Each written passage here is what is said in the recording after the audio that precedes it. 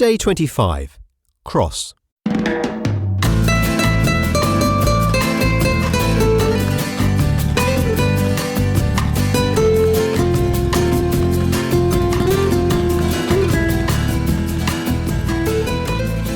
It is day 25 of our Spanish lockdown. I woke up cross. There was a sudden crash from the living room. I shouted out at Three Good Legs' cat, "What the hell have you done?" Lights on, got up, and we looked around. We couldn't see any damage or any cat. We discovered him underneath a blanket we put on the furniture to protect from accidental claw damage. As you know, once your deep sleep has been disrupted, it is really hard to get back to sleep.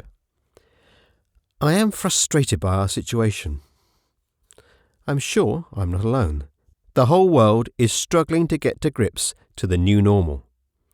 I need printing ink and paper to print scripts that get hand annotated and then recorded, checked and sent back as a PDF to the client along with the recordings.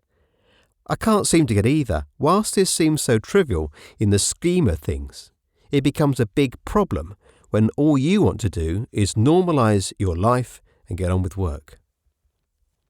After we had gone on holiday with our next door neighbours to Spain and the quiet, charming village of Fuji Ana, we were hooked and wanted to return there as soon as possible. Our neighbours had already been back and, incredibly, bought a house in the village.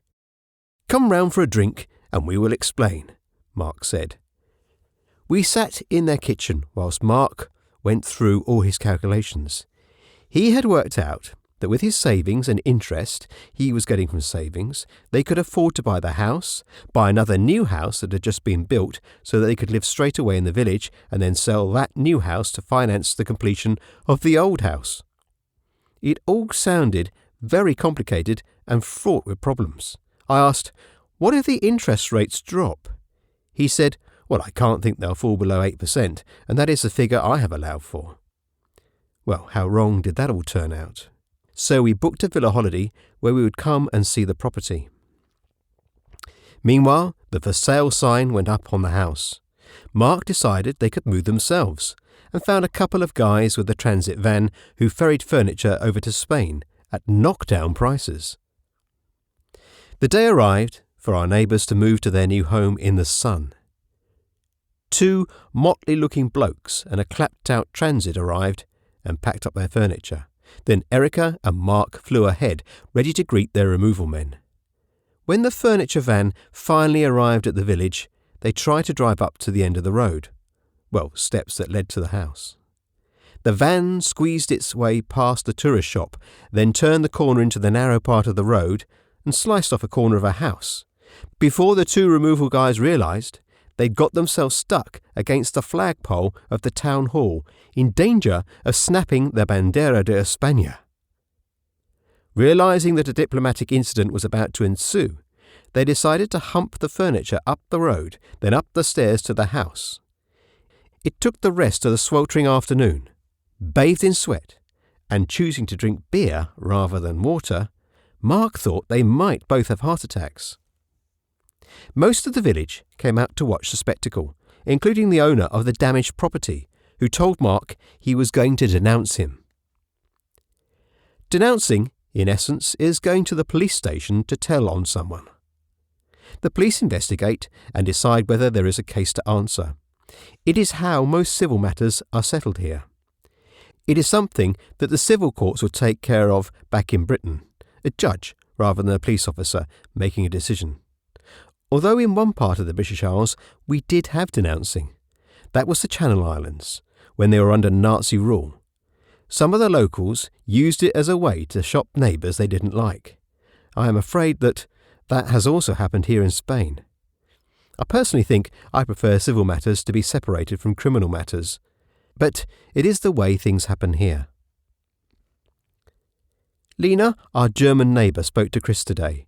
She had been stopped by the Guardia taking her sick dog to the vet.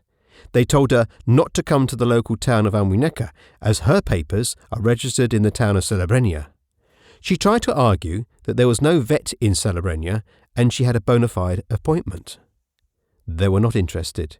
and told her that she should also be wearing a face mask, as they, the local Guardia, have made them obligatory, and next time she drove to the town, they would denounce her, which would mean a fine of €600, most of her monthly pension money.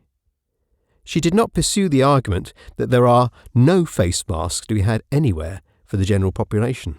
Instead left, luckily with enough medicine for her sick dog to last a couple of weeks. So I am cross. I can't imagine a British police officer having a conversation like that. But then policing is very different and sometimes, as we've seen from the parks and beaches, completely ineffectual in Britain. Policing here in Spain is respected, but more out of fear. There are historical reasons for that, but that is for another day, and probably another type of podcast. We are unlucky, or lucky, depending how you see it, that the nearest local town is so small, with only a few supermarkets. The main town, where the pet food shop is, and the main petrol station, is out of bounds. Our Spanish neighbour found that out when he tried to travel there and was turned back. I think he wanted to buy some stationery things for his children to keep them amused and educated, and to purchase petrol at the petrol station that he has his factura, official receipt, registered at. As each week passes, it is getting much tougher. We all have our crosses to bear. For the Spanish, when you hear this on Good Friday, this is the important day in their religious calendar. Perhaps I should reflect and not get cross.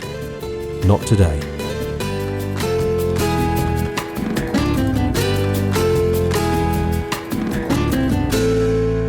If you have enjoyed listening to Spanish Practices, it really helps us if you leave a review on iTunes, or why not hit the subscribe button if you're listening on YouTube. Find out more at thesecretspain.com.